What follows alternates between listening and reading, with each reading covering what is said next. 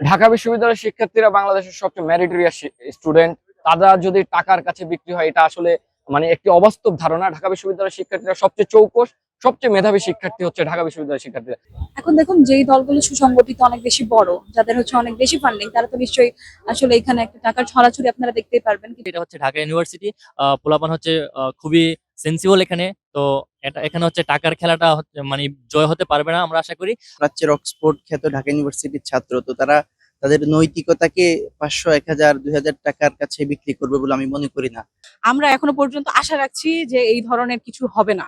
তো এখানে টাকার ছড়াছড়ি হবে না বলে আমি মনে করি, কারণ এখানে যারা আছে সবাই শিক্ষিত এবং শিক্ষার সাথে জড়িত। তারা অর্থের সাথে জড়িয়ে পড়বে না। জাতীয় নির্বাচনের সময় দেখা যায় যে নির্বাচনের আগের রাত্রে টাকার খেলা করে। এই ডাকসুর নির্বাচনে এরকম কোনো কিছু হওয়ার সম্ভাবনা আছে কিনা? ঢাকা বিশ্ববিদ্যালয়ের শিক্ষার্থীরা বাংলাদেশের সবচেয়ে মেরিটোরিয়াস স্টুডেন্ট। তারা যদি টাকার কাছে বিক্রি হয়, এটা আসলে একটি অবাস্তব ধারণা। ঢাকা বিশ্ববিদ্যালয়ের শিক্ষার্থীরা সবচেয়ে চৌকস, সবচেয়ে মেধাবী শিক্ষার্থী হচ্ছে ঢাকা বিশ্ববিদ্যালয়ের শিক্ষার্থীরা। তারা টাকার প্রশ্নে আপোষ করবে না এবং তাদেরকে যে টাকা দিতে যাবে, টাকা কিংবা কোনো সুবিধা দিতে যাবে, তাদেরকে তারা প্রত্যাখ্যান করবে। আমি এটাই মনে করি। জাতীয় নির্বাচনের চিত্র আর ঢাকা বিশ্ববিদ্যালয়ের চিত্র কখনো এক হবে না।